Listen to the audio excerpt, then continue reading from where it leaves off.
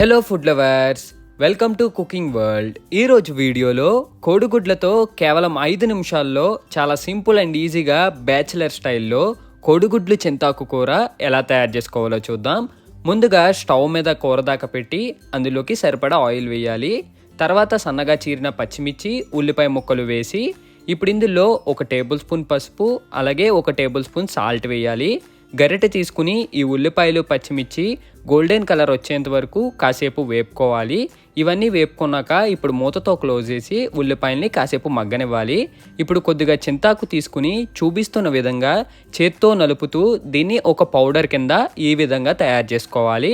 ఇలా తయారు చేసుకుని పక్కన పెట్టుకోవాలి. ఒక 5 నిమిషాల తర్వాత కూర దాకపై మూత తీసి ఉల్లిపాయల్ని అటు ఇటు గరిటెతో కలుపుకుంటే మనకి ఉల్లిపాయలు బాగా మగ్గుతాయి. ఇప్పుడు ఇందులోకి 2 టేబుల్ స్పూన్ల కారం వేసుకోవాలి.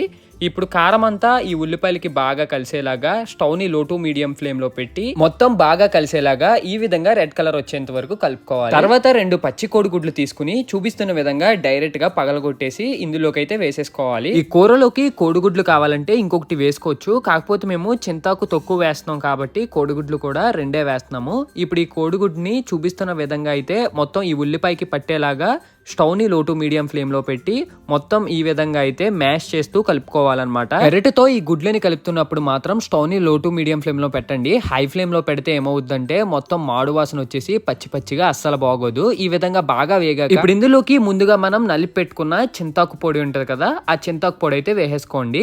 ఇలా వేసుకున్న తర్వాత ఇప్పుడు గరిటెతో మొత్తం కింద నుండి పైకి ఈ చింతాకు పొడి అంతా మొత్తం ఈ ఎగ్గకి బాగా కలిసేలాగా కూరదాకకి కోడిగుడ్డు అంటకుండా కింద నుండి పైకి మొత్తం కలుపుతూ మిక్స్ చేసుకోవాలి. ఇది ఎంత బాగా కలిస్తే మనకి కూర టేస్ట్ అయితే అంత బాగుంటుంది అనమాట. ఇలా కాసేపు బాగా కలుపుకున్నాక ఇప్పుడు సాల్ట్ చూసి ఇందులోకి సరిపడా సాల్ట్ వేసుకోండి. ఇప్పుడు సాల్ట్ వేసిన తర్వాత మళ్ళా ఒకసారి స్టవ్ ని లో టు మీడియం ఫ్లేమ్ లో పెట్టి సరే మళ్ళా గరిటెతో ఈ ఎగ్ ని అలాగే ఈ చింతాకుని బాగా కలిసేలాగా కలుపుకోవాలి. ఎగ్ ఎంత డ్రై అయితే మనకి టేస్ట్ అంత బాగుంటుంది అనమాట, లేకపోతే పచ్చి పచ్చిగా ఉంటుంది. అందుకని చెప్పేసి ఈ కూరనైతే ఎంతసేపు కలుపుకుంటాము. అదే విధంగా మనకి ఈ చింతాకులో ఉన్న పుల్లటి ఫ్లేవర్ తెలుస్తూ మనకి ఎగ్ లో కలుపుకు తింటే టేస్ట్ అయితే నెక్స్ట్ లెవెల్ ఉంటుంది. ఫైనల్లీ మన కర్రీ అయితే రెడీ అయిపోయింది.